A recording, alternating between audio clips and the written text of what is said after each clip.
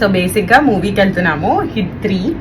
అందరు బాగుంది అంటున్నారుగా. నాకు ముందే వైలెన్స్ అంటే మస్తు భయము. సో ఐ డోంట్ నో నేను ఆ సినిమాని ఎంతసేపు చూడగలను, బయటకు వచ్చేస్తానేమో థియేటర్లోంచి.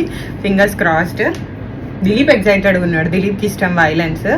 సో నేనైతే మామూలు కాటన్ అవుట్ఫిట్ వేసుకున్నా, బయట వేడి మండిపోతుంది.